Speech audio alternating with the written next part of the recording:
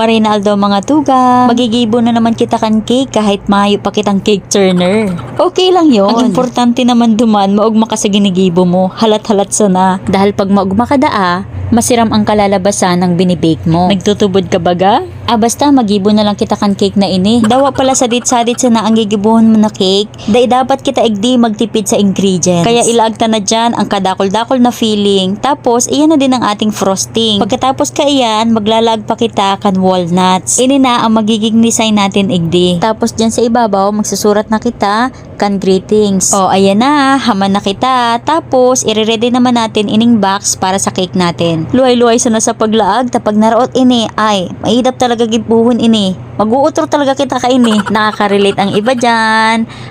Dawa na simple lang yan. Nag-effort kita dyan. Kaya kaipuhan talaga ang pag-iingat pag nagigibo kaya. Ready na. Happy birthday ulit sis.